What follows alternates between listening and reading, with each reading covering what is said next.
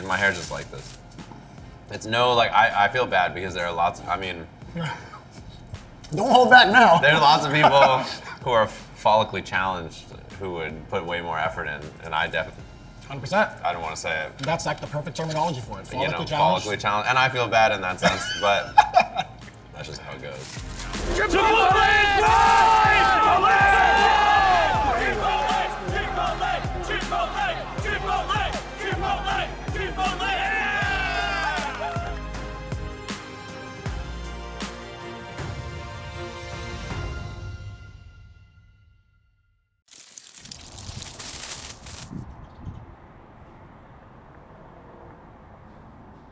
It's been a while since we actually got to like legit just chill and talk. Yeah, we're kind of busy these days. Every other event is just like high and by. It's yeah. Like, what's your block like? Who are you paired up with? Yeah. Oh, you doing top 8 this weekend? I don't know who's doing top 8 this weekend. And it's always like hours before the show, I feel like. Or at least max, it's like the day before. Actually, the longest conversation we had the last time I saw you was I was like, you want to bring it in or should I? I was like, you want to? Actually, that's the secret. And that's our max word count, I feel like, for the weekend. Well, yeah, because you see someone and then you just hit them with the, you want to bring this in or should I do it? You hit the tap. It's usually that, or it's just like, you guys check out the Runner Show. Yeah, it's a lot different than the conversations we would have at WNF, where it was just like mostly who's playing where, what games are you playing in, like did you get bodied 0-2, or did you go 0-2? Did you get a W at least? That's always like the main question, like towards the mid part of like You're so right, getting shit. You know, it's funny you said that about the Runner Show because this weekend they kept referencing like the talent Discord, and I'd be like, yeah. I wasn't in it. I never was. That's actually the funniest part. They're like, oh, I added everyone in there. Did you see it? And I was like, oh yeah, I got it. I never joined it. No, sometimes they just miss. Yeah, me when I'm like too socially anxious to admit that they never send it to me. You never will. Just last minute, you'll just pull up and be like, hey, what am I supposed to be doing? Yeah. But I mean, you've kept it together for like years and figured that out like right off the bat. I feel like you have at least. We've known each other 12 years. Is that right? I've stopped keeping track after like 5. 2013 WNF? I think so. But it was for like different games, no? Because I was like heavily committed to Street Fighter 4. Yeah, you had hair. Dude, somebody else came up to me and was like, yeah, I've been watching you on stream since you had hair. And I'm like, dude, I don't even remember that. Yeah, I do. I remember you with hair. When I think about you, is it weird? If I imagine you in my head, you have hair. Kinda. That's kind of weird. Like, how's that visualized when you actually see me? You know what I'm saying? Now it's getting weirder because now you're doing it again. Yeah. Now you have hair. Street Fighter 5 took your hair. Dude. And then Street Fighter 6, like, it brought it back. It made me much more confident with it. I never actually got to ask you this because like you'd be tucking your hair a lot. Like, is there any like sort of secret that you have every morning? I genuinely have never got to ask you that. I just hate hair products. Me too. You know, like that feeling when you put sunscreen on and you're like really sticky, and then you're just like, I'm not gonna get sunburned now, so I probably won't like be sad. But now my whole body's like feels gross. Yeah. That's how my hair feels. It's like you can't wait to get it off at the end of the day, right? Yeah. So I just hate wearing anything in my hair. So I'm just really my hair's just like this. It's no like I feel bad because there are lots. I mean. Don't hold back now. There are lots of people who are follically challenged who would put way more effort in, and I definitely. 100%. I don't want to say it. That's like the perfect terminology for it. Follically challenged. And I feel bad in that sense, but that's just how it goes. How do you deal with nerves?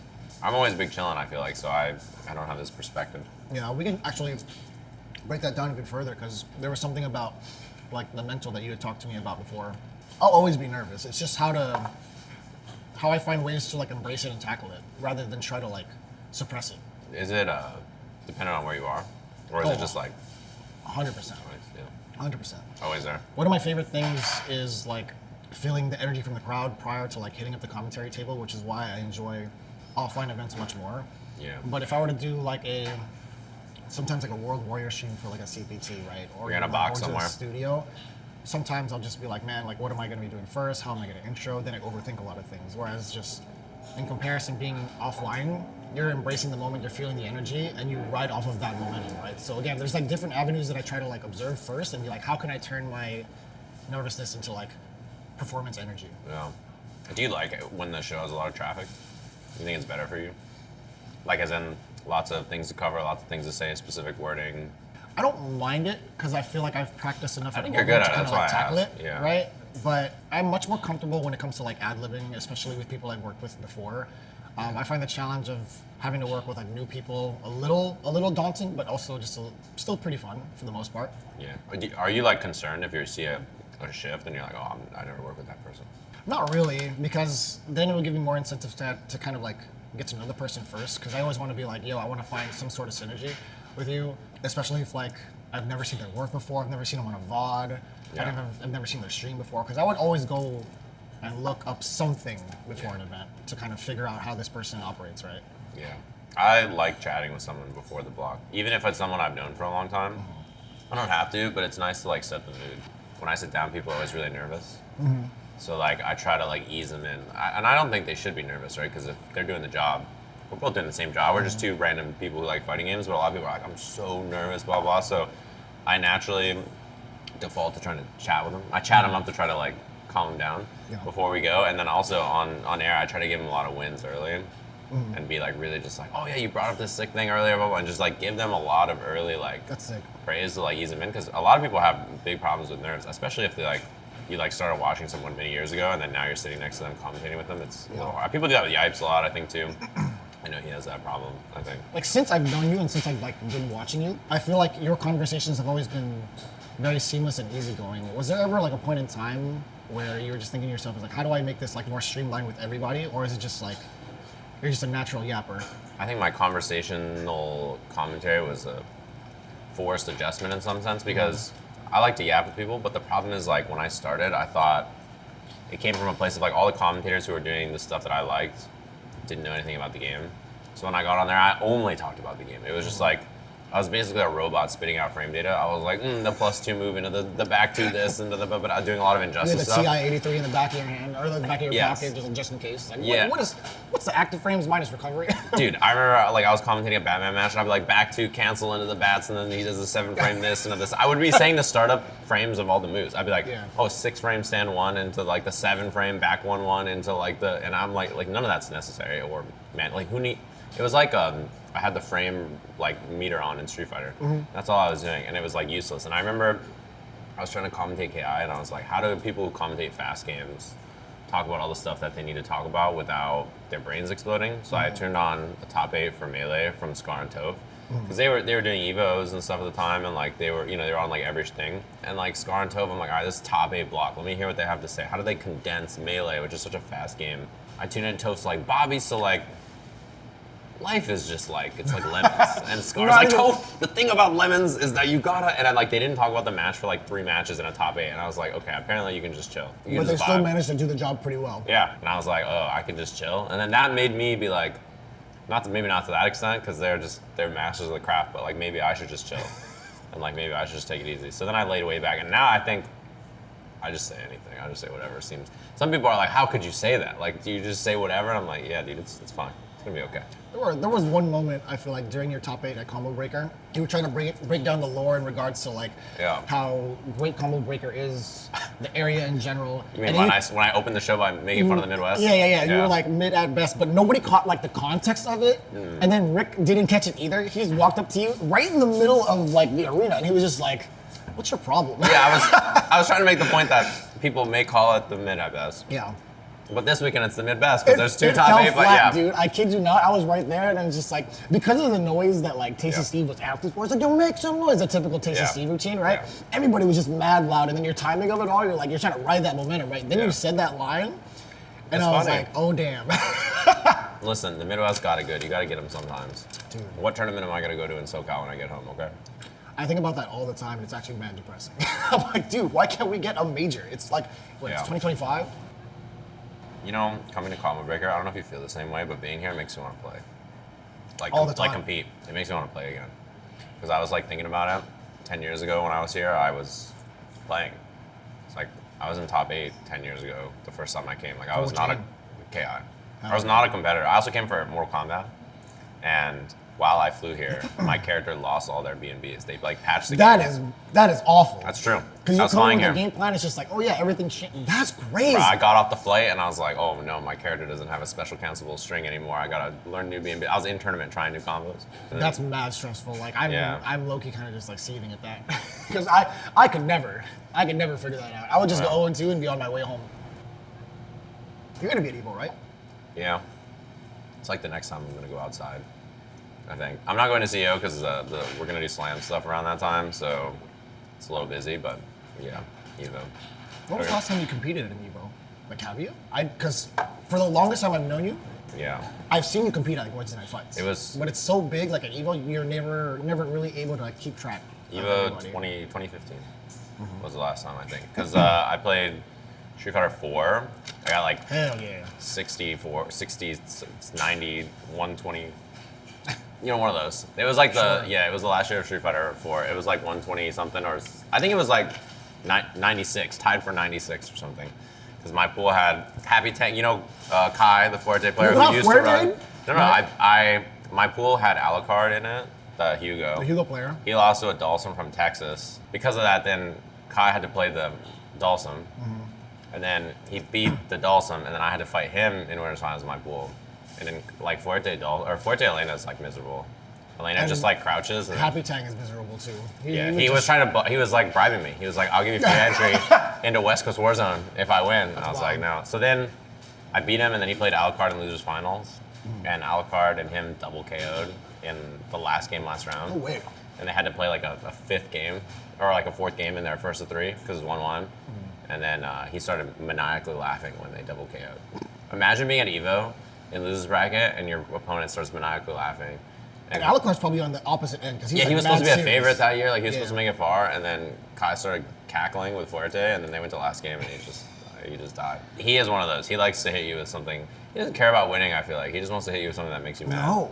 Yeah. He wants to find as many ways as possible for you to have a bad time, and for him to make a memory of it. I was influenced by that, man. Yeah, that's all we had. Like, you were like doing the silly young stuff, the cross up shoulder for no reason when you could have killed. People have made reference to that when I was at West Coast Warzone against like Nemo. I definitely could have killed him off the combo, but I did a double command grab and it worked.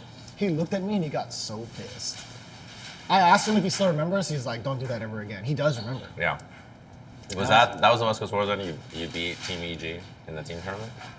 I still try to think about that. I talked to Commander Jesse. I talked to Emerson about it. I still don't remember how I did it. I know. I asked you. I was like, you beat Team EG. This is Team EG at their peak. It was Flo, K-Brad, and Justin. Yeah, and you OCV'd them. No.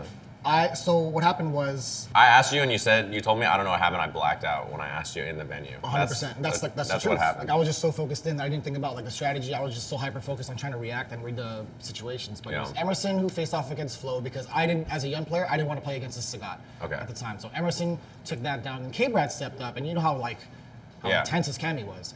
So beat Emerson. Commander Jesse came up. He's like, I've practiced this a bunch with our Cammy player. I think I got it. He barely lost. Okay. And I was mad pissed because I'm like, dude, that was you. Because I've been practicing for Justin this whole time, right? Right. Rufus versus Jan, I'm like, I got this. This is my shit, right? Oh, yeah, so all you had to do was beat Justin Wong. That was your job on the team, yeah. Because there were moments where we would go to Justin's house at the time, right? Yeah. With Flo, and the whole place. We were grinding out like mad games with that whole group. So I'm like, okay, I studied enough Justin Wong to actually, feel confident about the matchup. Okay. But I was so upset that Jesse lost. I'm like, you got to be kidding me. I have not trained against Cammy. Specifically, the way K-Brad wants to play. If he unblockables me once, we're cooked, boys. But, again, I can't go into the details as to how I did it. Yeah. I just got out of the chair, I'm like, what the hell happened? I remember. Genuinely, like, what the hell happened? Francisco was, like, giggling like a madman. Jesse was just, like, jaw to the floor. Emerson was like, your character's broken. I remember walking up. I didn't see the match. I just remember walking up and seeing you stand up and being like, what the hell happened? That's how like, you actually look, yeah. It was too much. It was like way too much for me to actually like comprehend. But it happened. I was like, you know what? I guess we're on to the next one. And then we lost right after. I felt really bad. Low key, because it's like you beat the team that was like you were too hype. Prepped to win that. Yeah. Right? Like they were like the biggest favorite, right? Of all time, especially in that era. Well, that's how it goes. I think in my Evo pool, the one I was talking about, I think if I played Alucard, I probably would have lost. But then he dies to a random Sim player incident, and then the Sim player dies to a random Fuerte player, and then the Fuerte dies to a random Elena player. And that's just how tournaments go, man. Have you ever got to play on like stream, like the stream stage at Evo? Because I never really got to like look you up. I played on it each year I went, actually, I think. I played on it in 2014 and multiple times actually in each year. Was that your first Evo? Like 2014 is the first one I went to. Yeah, because 2013 I wanted to go, I just had no money. I was broke. So I was like, hear that. Yeah, I couldn't make it. 2009, the very first year of Street Fighter 4, and I was like, what, I think 18 at the time, there was no way I was gonna go. So I kind of like checked my parents, I'm like, yo, we haven't been to Vegas in a long time. We have not been to Vegas in a long time. You know, there's like this event that's gonna be happening. It'd be cool if you guys wanna check it out. Yeah. I have a lot of friends that are gonna be going. It's gonna be a good time, and then we could just like go out and have dinner or whatever. Yeah. But that was actually a big mistake because that was the first time I'd ever like gone on a stream or like a big stage over at Evo. And with Street Fighter 4, this was like the biggest deal, right? Yeah. Like everybody and their moms went to Evo. So I always talk about that, like that era with like Spooky and FrameAdvantage.com, FADC, Seb making all the videos and stuff. Like it was like people had never seen anything like that at the time. Honestly, I thought it was gonna be like one of those things just like SBO or Tokyo. It's just that's gonna be on a DVD eventually. Oh sure, yeah. Right? Like I hope they can edit this out if I got bodied, which I did. Pretty sure I told you this story before. My very first time on stream was against Marn. Oh man. And Marn at the time, obviously being like Justin Wong's like main training partner. Yeah. Both using Rufus, and then Marn had a pocket C Viper, which is the most terrifying thing. Yeah. Actually, they were almost like even, but anyways, no, I had to face him on stream. In the mirror match, Yeah. I got a W. He switched over to C Viper. And the reason why I lost to him in the set, I did the wrong combo up close. Yeah. I tried to do a couple of lights, standing light punch on a crouching C Viper whiffs because of my hurt box. And I kept mashing, and it wasn't hitting. I'm like, what the hell is happening? Yeah. So he punished the hell out of me. But that wasn't even the worst part. I didn't mind taking the loss. What sucks is, I went to shake his hand. I don't know if he saw it or not. Put the stick down, popped off like crazy in front of the crowd. And just left? You know who's in the front row? Who? My parents. My dad was like, hate that guy. Yeah. Don't lose to him ever again. I'm not gonna lie, since then, I was like emboldened. I'm like, yo, I never lose to him again. I'm gonna grind the hell out of this game. Yeah. I got top 64 that tournament though. Yeah. My very first like ever like Evo experience, first like serious like competitive fighting game. I was like, That, I can do this. I watched. I wasn't that interested in Street Fighter 4 when I got it. I thought it was like kind of whatever because I didn't really know what it was besides a video game in my house. And then I watched Evo that year, the Daigo Justin finals, and I was like, wait a minute, maybe this game's sick. Like maybe this game's cool. That's when I started playing. And then yeah, I didn't get to go to Evo until 2013 because then that was when I was like out of high school, or 2014 because 2013 I was just out of high school, and then 2014 Jesus. like yeah, I know, which is a long time ago now. I just did the math right now because I'm 07. Yeah. Oh, that's awful. Listen, there's people older than us still playing. That's the best part, honestly. Yeah. We still got guys like Valle. I had just seen Valle over at Barcode actually before even coming down to Combo Breaker, and he's still like actively playing. Yeah, it's wild to think. He was one of the first people I ever played in an offline tournament because I played him at WNF in Injustice. Yeah, and I was like, damn, this old guy elbows people a lot. He would sit close to you on purpose. Yeah. Right? Like he'd have his own stick. We had our own sticks on our lap. Bro, he sucks to play in tournament. He takes up so much space. It's so bad, bro. Yeah. But I get it. Yeah. And then he was the one that kind of like put on the thick buttons for everybody in SoCal, right? Yeah. He was like the innovator of that tech. Yeah. He did it in Killer Instinct. Every time there was a breaker, he was just mashed. And then what I learned is that his old ass couldn't break any combo. So I was just like, I stopped counter breaking because I was like, he doesn't even know how to break combo. But he put me onto that, which was important because I used that when I came to CB, and like I did it to people in person. So people didn't want to sit next to me because I knew how to play like that because of I. So when I would play on stage, you would see people would like move away from me. You know how like there was like a joke yesterday where like Rank 2 and Arson were moving back and back and back on the stage. Yeah. That was basically what it was like. There's like, if you look back at the CB footage, like people did not want to sit right next to me side by side because I had fake buttons and I was mashing like yeah. I was like, this is what works. It's really annoying because you actually do that to me in person. Like the last time we played, even in casuals, you're just like mashing on buttons. Like I'm doing it mid combo. You're like, yeah, you make fun. You're going ham. You're going ham on the controller. I'm like, you hit me with the detail. What is your problem, man? Yeah. I just do it. I just can't not do it. I don't know why. It's not even impersonal. It's just ingrained in my body. Dude, so do you remember this? Back when I was living in like the kind of like similar area that we were in before. Yeah. And I would go to your house after work and like play some games. Do you remember the one time we got really mad at each other? We were playing Street Fighter 5, Nikali versus Cammy. And then anybody can make somebody mad at Street Fighter 5. But especially the early days. We got so tight just playing casuals. You're like, we should leave. And I'm like, word? I'm like, it's like that? We needed a break. Well, because you were getting mad, and I could tell I was getting mad, and I was like, we gotta take a break. We gotta just like go to 2 separate rooms and like have a think and then come back. Yeah. It happens though, but you could like sense it. You could feel, you know, when you're playing someone in casuals and you could feel. Yeah. You could feel the heat rising. And you're like, we gotta. But that was like in the era of like where we were trying to be like mad competitive. Yeah, like, we were you grinding. were also like in your grinding era of like commentary. Yeah. I was still trying to make Street Fighter 5 work as a competitive player. Yeah. And so we were pretty heated.